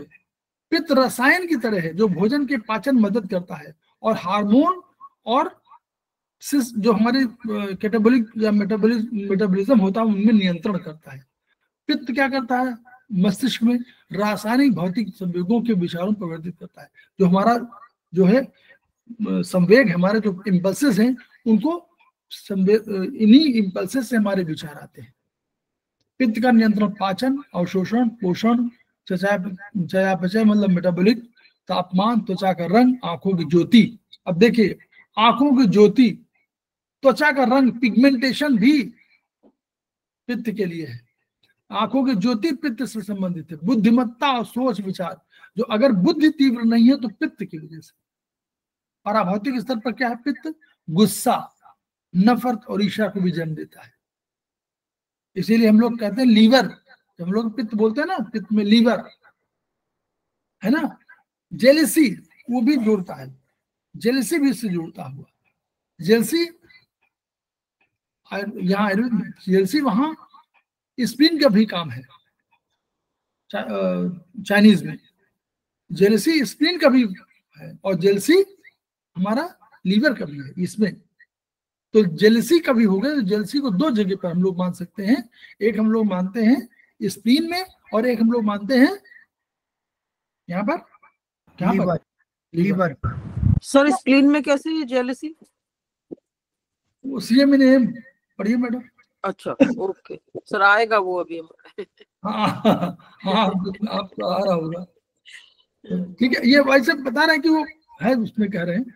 अब रसायन, एंजाइम्स, हार्मोन पित्त से संबंधित है। ठीक है। तो ये जो प्रमुख हार्मोन संबंधी रोग पित्त जनक होते हैं। तो जो अगर हार्मोन के हैं तो पित्त जनक, इनके हिसाब से, जो आयुर्वेद के हिसाब से। पित्त शरीर की आभा, तेज और चमक। अगर आपको तेज आभा और तेज और चमक, कांति आपकी नष्ट हो रही है, तो यानी पित्त कहीं उसका प्रभावी नहीं रह गया है, यानी पित्त की डिफिशियंसी है कहीं। विभिन्न रसायन शरीर के पाचन तंत्र के विभिन्न घटकों, पित्त सबसे महत्वपूर्ण, समझ लीजिए, बता रहा हूं, वो तो इनिशिएटर है। पित्त जो है बहुत सी चीजों को पित्त डिसाइड करता है। जो आप, जिसके लिए जो शरीर का जो धर्म है, शरीर के धर्म के आधार पर वहां पित्त बहुत महत्वपूर्ण है। वो केवल यही नहीं, वो बुद्धिमत्ता भी है, बुद्धि भी आपको तीव्र करता है। रसायन शरीर के पाचन तंत्र के विभिन्न घटक आमाशय इनमें होते हैं और अम्लता क्षारीयता पर होती है। तो ये अम्ल और क्षारीय शरीर को बनाना यही। जल अम्लता, जब अम्लता बढ़ती है तो गैस, शरीर का गर्म होना, तो शरीर का गर्म नहीं होना चाहिए, बैलेंस होना चाहिए। सूजन, जोड़ों में लालिमा, खुजली लक्षण प्रकट। तो यानी जब आप पानी पी रहे हैं तो भी आपको ये ध्यान रखना है कि आप पानी किस तरह पी रहे हैं। अगर घटाघट पी रहे हैं तो उससे अल्टीमेटली अम्लीयता बढ़ेगी। ये आयुर्वेदिक एक्यूप्रेशर का कहना है। जब आप पानी घटाघट पिएंगे तो शायद जो HCl है वो उसका मूवमेंट तेजी से होगा, और मूवमेंट तेजी होगा तो चला जाए घुटनों में, और वो आपका सूजन, जोड़ों में दर्द। अग्नि प्रसार संबंधित है, वायु उसके साथ रहती है। प्रसार के लिए तो वायु आवश्यक है, नहीं तो कर ही नहीं गए। जब कोई ठोस धातु गर्म की जाती है तो तरल में परिवर्तित हो जाती है और उसकी विषमताएं अलग हो जाती हैं। तो अग्नि शुद्धिकरण के लिए भी है। पाक, प्रभाव, प्रकाश, वर्ण, तो यानी पित्त ये सब काम करता है और इसकी दिशा ऊपर की ओर होती है। क्यों? पित्त में कौन प्रधान है? अग्नि सर। अग्नि प्रधान। अग्नि प्रधान है, अग्नि प्रधान है। वात में वायु प्रधान है। Yes sir. और कफ में जल प्रधान, पृथ्वी प्रधान है, ठोस कर देता है। आप बताया नहीं, अभी बताया था कि ऐसा यस सर, यस सर, ऐसा आदमी होगा तो होगा, तो वही दिशा तो हुई, ठोस तो हुआ ना। जल की वजह से, जल तो कोमल भावनाओं के लिए है, जल बंधन के लिए है। कोमलता अगर है, माया है, दया है, ममता है, ये गुण जो होंगे ये जलीय गुण है, पराभौतिक रूप है। ठीक है। तो ये पित्त क्या है? परिवर्तन, रूपांतरण, ऊपर की ओर गति, विस्तार, शुद्धिकरण, पराभौतिक भी। देखिए, विषमताओं को भौतिक पराभौतिक दूर करना, शुद्धिकरण करना हो तो अग्नि। अगर आप बहुत जेलसी आप कर रहे हैं तो यानी आपकी अग्नि कमजोर है, डिफिशिएंट है, तभी आप कर रहे हैं। नहीं तो आपको प्रसन्न होना चाहिए, किसी की उन्नति से आपको भी उन्नति के लिए उत्सुक होना चाहिए। उससे निश्चय चयापचय नियंत्रण, यहाँ भौतिक आ गया। शरीर की मात्रा व त्वचा की चमक, अगर आप पित्त को बैलेंस कर लें तो आपकी त्वचा चमकती रहेगी, उसमें किसी क्रीम की आवश्यकता नहीं। शरीर के तापक्रम का नियंत्रण होम्योस्टेसिस यही करता है। सारे एंजाइम्स, हार्मोन का गर्म स्वभाव होना इसी कारण है। अगर क्योंकि पित्त की वजह से है ना, तो शरीर के तरल पदार्थों पर नियंत्रण करेगा, तापमान पर। तो ये सब पित्त रोग क्या है? बुखार, टेम्परेचर बढ़ गया ना, अग्नि बढ़ गई, एक्जिमा, सफेद दाग, ल्यूकोडर्मा, मधुमेह, पीलिया, अम्लता, अल्सर, गैस, गठिया, गुर्दों में सूजन, सर्विक्स में सूजन, सर्वाइटिस, सर्विसाइटिस, अपेंडिक्स, अपेंडिसाइटिस, वहां भी। तो मतलब ये फर्स्ट स्टेज से सेकेंड स्टेज में जो वात से पित्त की ओर डेवलपमेंट है वो है। आंतों में सूजन, यूरिन में प्रोटीन, रक्तस्राव, मुहासे, गर्मी से खुजली, थायराइड की सूजन, खून की कमी, एनीमिया, त्वचा रोग, कमजोर याददाश्त, मानसिक कमजोरी, ये पित्त के हैं। पित्त में सर ये सब पित्त के रोग जो बताए आपने, कमी की वजह से बताया या उसकी वजह से बताया सर? नहीं, ये पित्त के रोग है, ये हम नहीं कह रहे किसी। अरे गैस में तो गर्मी, पित्त के अधिकता, अम्लता माने क्या हुआ? पित्त बढ़ी नहीं, सारा ये अधिकता की वजह से ही है ना सर? ये नहीं, हाँ अधिकांश है अधिकता, लेकिन नहीं, मानसिक कमजोरी है तो पित्त की कमी है, कमी की वजह से। हाँ यस सर। कमजोर याददाश्त पित्त की कमी है। आपका जो है अगर आपका जो है आपके त्वचा में जो है बढ़िया वो नहीं है, जो कहना चाहिए आभा कमी है, तो इसमें अग्नि टोन करना पड़ेगा। हाँ नेचुरली, लेकिन बैलेंस, देखिए बैलेंस करना है ना हम लोग। एक चीज को लेंगे तो कि त्वचा आभा जो है, दो चीजें हैं। मान लीजिए आपकी खुजली यदि हो रही तो आभा तो ऑलरेडी गर्मी है। देखिए जो खाना जो अग्नि और बढ़ जाएगा तो सर खुजली तो हाँ, भारतीय दर्शन में, भारतीय खाने पीने में अग्नि अधिक है। उसको हम लोग बहुत बढ़िया से बोलते हैं कि नहीं ये बैलेंस करता है, बहुत बढ़िया है, इसलिए बढ़िया है, ये चीज अच्छी है। सारे हमारे वो है अधिकांशतः जो है उनको हम लोग आयुर्वेद के हिसाब से नहीं भोजन कर पाते, ठीक है। लेकिन ये तो सर खुजली और बढ़ नहीं जाएगा, क्योंकि सर उसमें तो अग्नि की मात्रा ज्यादा होती है। क्या बढ़ाना है?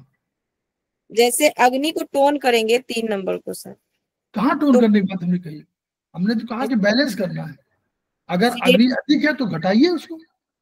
अधिकांश मामलों में हम लोग लीवर को सिलेक्ट करते हैं, अधिकांश मामलों में देखिए, लेकिन लीवर को टोन हम लोग कभी कभी करते हैं जहां पर आपको लग रहा है कि लीवर में फंक्शन कोई कमी हो गई है तो उसको टोन भी करना पड़ता है। तो लीवर को टोन करने का मतलब यही, अग्नि को तो टोन करना है। जी जी।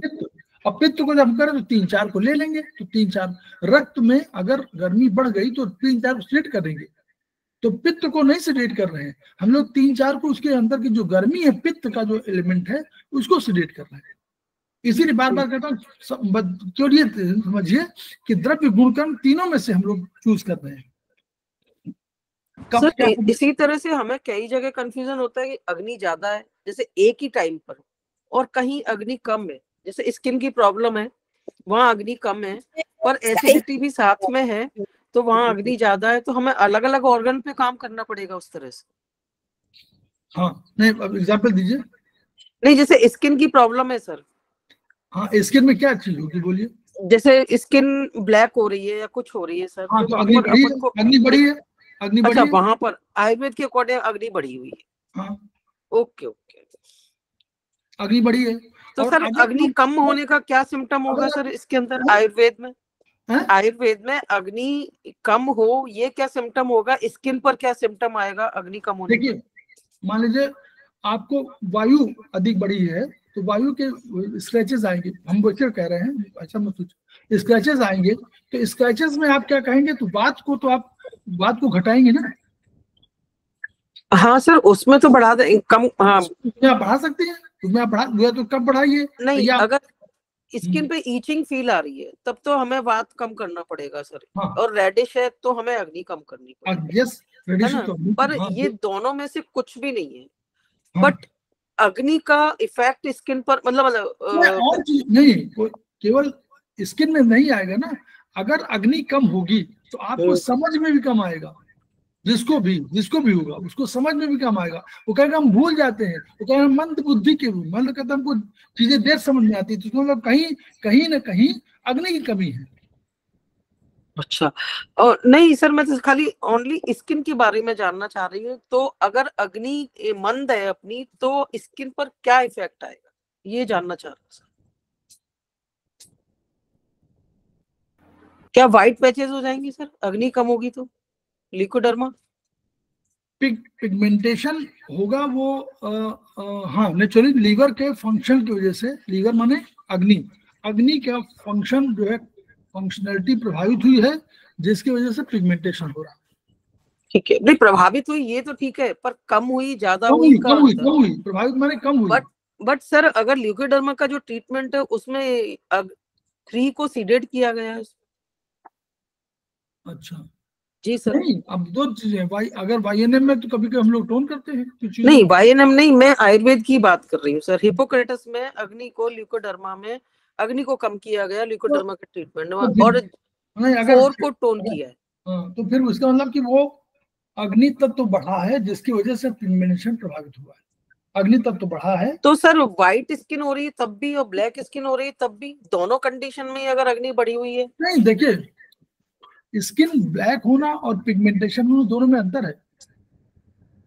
नहीं मैडम, देखिए स्किन ब्लैक हो रही है एक सामान्य पूरा ब्लैकिश है, और वो पिगमेंटेशन हमेशा कभी इकट्ठा नहीं आते, छोटे छोटे दाने पड़ते हैं, दाने मीन्स एक छोटा घेरे में यस पैचेस बनते हैं, याद करिए सर। इसमें थोड़ा कंफ्यूजन है सर मुझे। ल्यूकोडर्मा में हमेशा पिगमेंटेशन होता है। पिगमेंटेशन माने छोटे छोटे घेरे में छोटे दाने, मतलब दाना नहीं घेरे में एक व्हाइट बनता शुरू हो जाता है। तो वो आयुर्वेद, अब देखिए वो आयुर्वेद में ओरिजिनली क्या लिखा हुआ वो तो मैं पढ़ के बताऊंगा। हाँ सर, मैं एक बार इस पे थोड़ा सा वो देखना चाहती हूँ सर, कंफ्यूजन है जो क्लियर करना चाहती हूँ। इसमें आगे देखिए, आगे जब हम बात करते हैं रसरत वाले में आएंगे तो शायद मालूम हो जाएगा। जी जी जी। त्वचा में जब पढ़ेंगे तो त्वचा में पिगमेंटेशन का कारण है, उसमें लिखा हुआ है। Okay sir, okay, right sir, इसी में आगे। ओके, अभी हम लोग वो चैप्टर पे आए नहीं है। तो ये कफ के बारे में उन्होंने बताया। अभी तो समय है ना तिवारी जी, अभी तो बहुत समय है। सर 7:30 बज रहा है। हाँ तो अभी 7:30 क्या 7:40 तो क्लास है। ठीक है सर। अभी असाइनमेंट शुरू नहीं हुआ है। 10 मिनट क्लास बाकी, उसके 10 मिनट और असाइनमेंट अब शुरू करेंगे जी। सर कैसे पता चलेगा ब्लड में हीट है लीवर में हीट है? ये कैसे पता चलेगा कि ब्लड में हीट बढ़ी हुई है कि लीवर में हीट बढ़ी हुई है? आवाज नहीं आ रही सर मेरी? नहीं आ रही।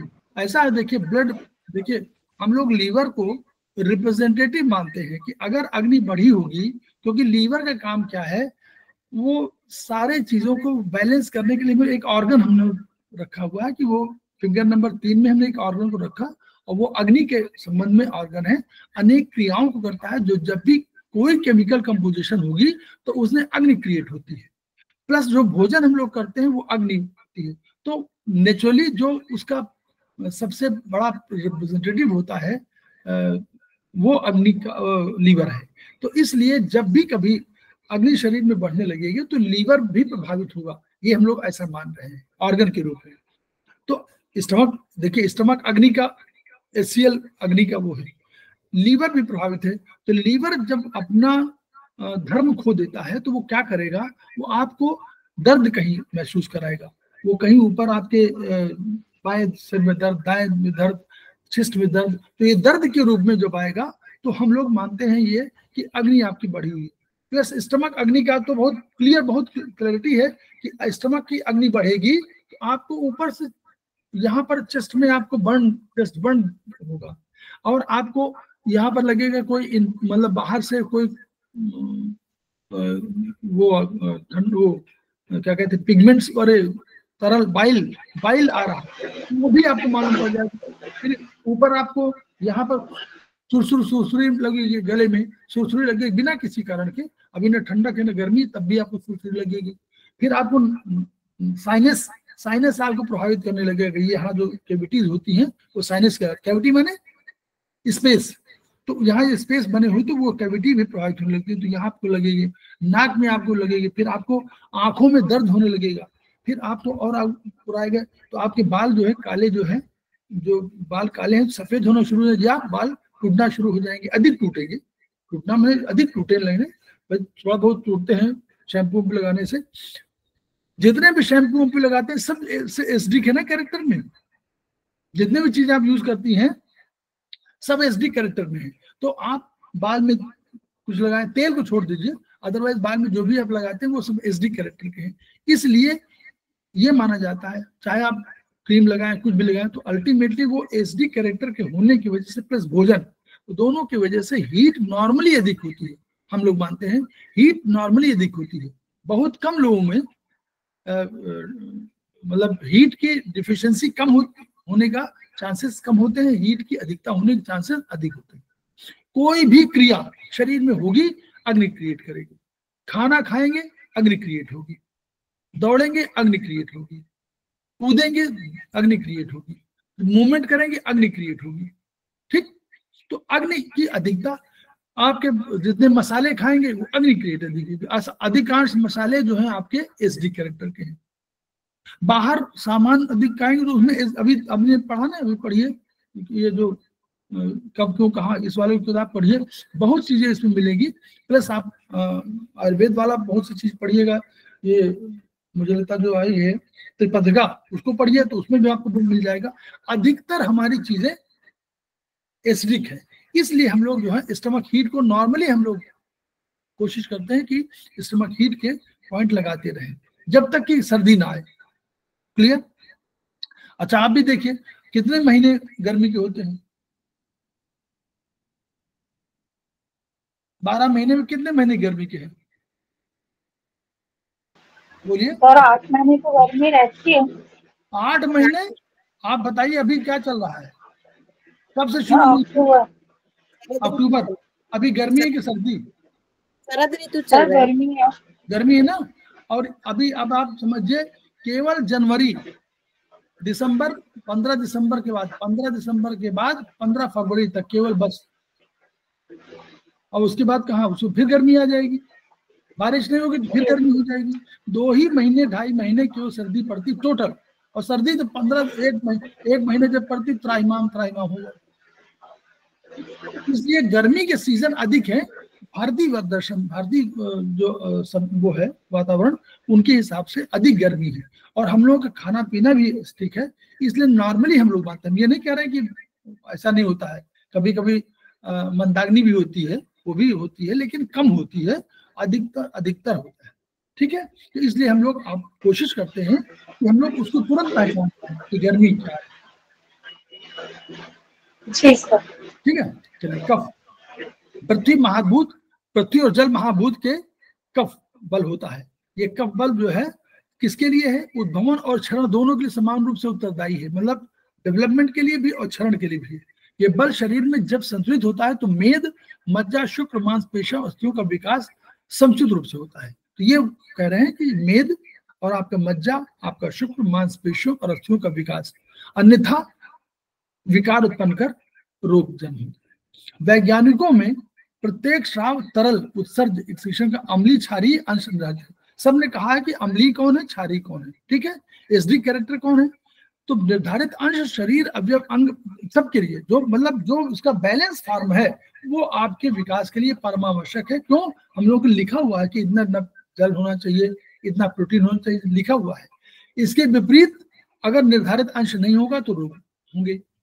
वही उन्होंने कहा कि प्रत्येक महाभूत तत्वों की पारस्परिक क्रियाओं के दौरान उनकी तन्मात्राएं, एनर्जी, उनके अंतर्निहित घटक, इंट्रिंसिक फैक्टर भी पारस्परिक क्रियाएं इंटरप्ले करते हैं। यानी जो तत्व है वो जो आपस में जब मिलते हैं तो वो भी एक कोई ना कोई एक एक्शन होता है, रिएक्शन होते हैं, एक्शन होता है। तो किसी महाभूत के मात्रात्मक गुणात्मक असंतुलन कारण उसके घटक भी, अगर कोई जल की मात्रा घटी है या बढ़ी है तो उसके क्या होगा, उसके घटक, उससे जो बने चीजें हैं या उसके जो फैक्टर्स हैं वो प्रभावित होंगे, और इसी प्रकार उसके ऑर्गन जो कंट्रोलर है वो भी प्रभावित होंगे। हमारे ऑर्गन्स की बात भी कर लीजिए, ये भी लिखा नहीं है। अगर गर्मी बढ़ी है तो लीवर भी प्रभावित होगा। आपका जल कहीं असंतुलित हुआ तो किडनी प्रभावित होगी।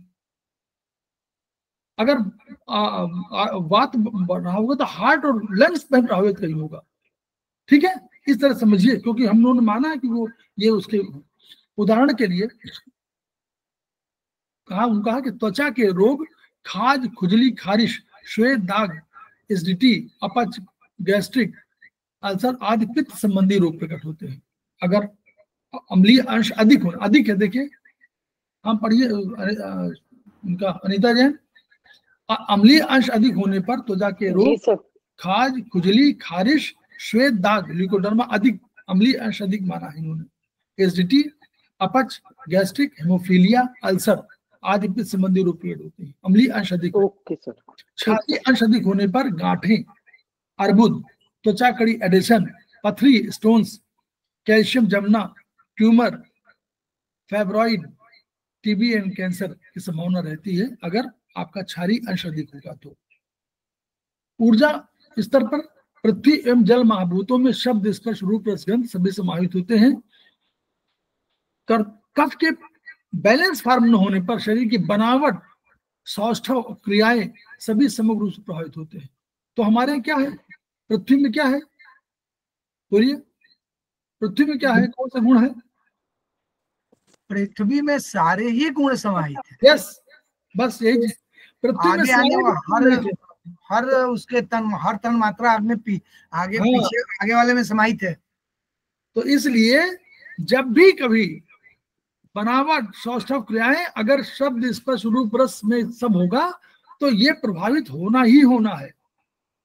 यानी पृथ्वी तत्व शरीर का बनावट सौष्ठव क्रियाएं ये प्रभावित होंगी, चाहे आपका कुछ भी पीछे वाला बैलेंस ना हो तो। ठीक है सर, एक मिनट रुके। हाँ बोलिए सर, ये बोल रहे थे कि अभी हम लोग एक पढ़ रहे थे जब चाइनीज, तो एक उन्होंने ये बोला कि ड्यूरिंग ओवा एंड स्पर्म जब कंसीव होता है जिस वक्त, तो उस समय तय हो जाता है कि बनावट कैसी होगी शरीर की, सब चीजें वहां से तय हो जाएंगी। तो क्या अब यहाँ पर हम लोग बोल रहे हैं कि ये चेंज कब के चेंज होने से हमारी बनावट चेंज होती है? हम लोगों ने पढ़ा है चैप्टर 9 चाइनीज में जी। एक होता है बनावट और एक होता है शारीरिक संरचना में परिवर्तन, long term changes and short term changes. तो हम लोग यहाँ केवल चेंजेस की बात कर रहे हैं ड्यू टू कफ। हाँ नेचुरली भाई ऐसा है।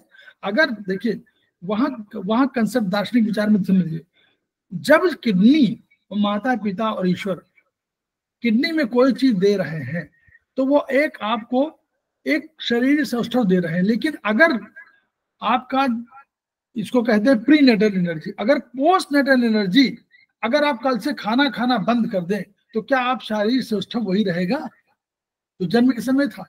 नहीं रहेगा, तो निश्चित रूप से डिक्रीज हो जाएगा। और अगर आप उसमें भी लिखा हुआ है कि वो जो जल जो आपका इसेंस है वो जो किडनी में सुरक्षित है वो आपका लिखा हुआ कि उसकी गुणवत्ता उसकी क्वालिटी आपके आचार विचार व्यवहार इनसे परिवर्तित होती है। तो क्या उससे जब ये अब समझिएगा वो एक कंसेप्ट है, अगर उस कंसेप्ट में कुछ द्रव्य में कोई चीज परिवर्तन हुई तो क्या आपका विचार परिवर्तित नहीं होगा? क्या आपका शरीर संरचना प्रभावित नहीं होगी? क्या आपका फंक्शन प्रभावित नहीं होगा? अगर स्ट्रक्चर के अंदर जो बना हुआ है वो प्रभावित है तो क्या आपका फंक्शन प्रभावित नहीं होगा? क्या अगर फंक्शन प्रभावित हो तो क्या स्ट्रक्चर प्रभावित नहीं होगा? होगा। अगर आप बहुत मूवमेंट करने लगे तो आपका शरीर नेचुरली आपका पतला होगा, दुबला पतला होगा। अगर आप केवल दिन भर सोते रहेंगे तो आपका शरीर मोटा होता शुरू हो जाएगा, पहले कुछ भी रहा हो। यस सर, उसी बात कर रहे हैं, ठीक है। तो केवल शरीर के प्रत्येक श्राव उत्सर्ज की निश्चित गंध होती है, केवल गंध के आधार पर शरीर में प्रवेश रोग के स्तर का निर्धारण कर सकते हैं। मलमूत्र रक्त आदि के वैज्ञानिक परीक्षण ने जहां एक रोग के निदान में क्रांति, वही बात कर रहे हैं। रोगी स्वयं अपने शरीर अपने मलमूत्र अपने पसीने अपने मुंह की गंध से रोग का निर्धारण कर सकता है। साथ ही रोगी को अपने थेरेपिस्ट चिकित्सक को भी गंध की सूचना अवश्य देनी चाहिए। उग्र गंध वात रोग, खट्टी तीखी महक पित्त दोष और सड़न भरी गंध कफ दोष को प्रकट करती है। ये पढ़ने वाला है।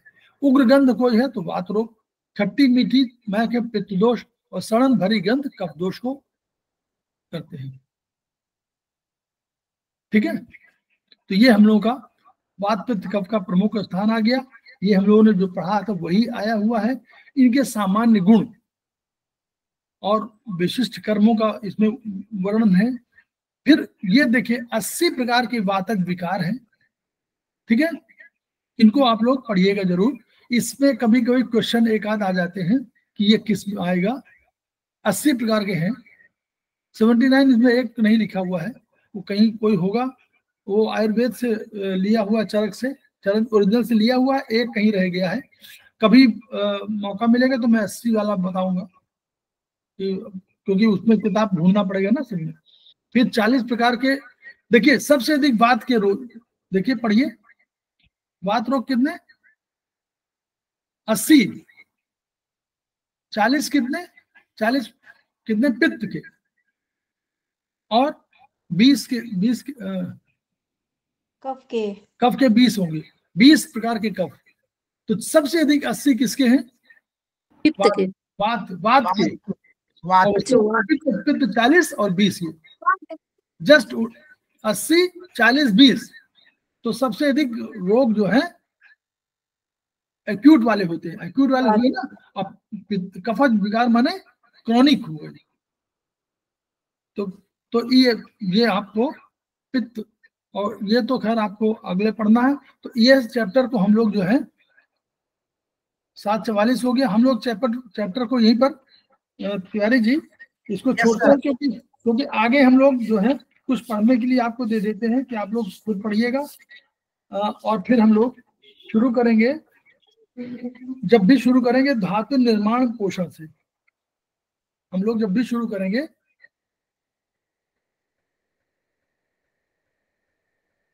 अब ये फेलेंक्स का तो हम लोगों ने पढ़ा हुआ है ना जी ये सर, लोग फेलेंक्स भी जानते हैं ना, बिल्कुल सारे लोग जान रहे हैं, कोई नहीं जान। सेकेंड सेमेस्टर थर्ड सेमेस्टर बोलिए। जी सर, जानते हैं सर।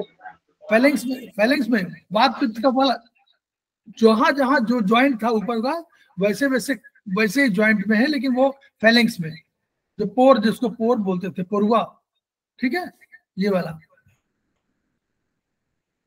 वाला ऊपर के जहां वी लिखा हुआ है तो ये वाला, तो इनको फेलेंक्स बोल रहे हैं।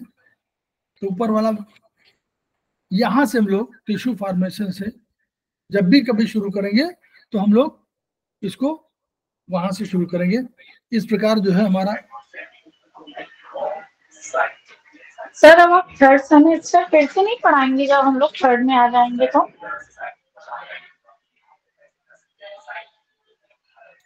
नहीं, एक सेकंड, मैं बस 2 मिनट, बस अभी 2 मिनट। हम लोग इस वीडियो को प्रसारित करें, आपस में फैलाएं, बताएं, डिस्कस करें। हम लोग ये बताएं कि आयुर्वेदिक एक्यूप्रेशर में जहां हम लोग आयुर्वेद के द्रव्य गुण कर्मों के आधार पर ये तय करते हैं कि हमारे चिकित्सा में हमको वात की कमी है, पित्त की कमी है, कफ की कमी है, और इसके आधार पर हम चिकित्सा जो करते हैं वो हम एक्यूप्रेशर के माध्यम से करते हैं। तो हमारा जो सिस्टम है वो हम लोगों ने जो सिद्धांत पक्ष है वो हमारा आयुर्वेद का है, और हम उस सिद्धांत पक्ष को जान करके और उनका ट्रीटमेंट करते हैं एक्यूप्रेशर विधि से। इसको जब बताएंगे तो एक्यूप्रेशर विधा पल्लवित और पुष्पित होगी, उसका प्रचार होगा, लोगों को लगेगा ये भी एक ऐसी विधा है जो प्रभावी विधा के रूप में है। बिना किसी दूसरे के थेरेपी को दोष दिए हुए अपनी थेरेपी को उठाना हमारा मुख्य उद्देश्य है, हमारा यही लक्ष्य है, और तभी हमको सार्थकता प्रदान होगी। Each one reach one, each one treat one, each one teach one.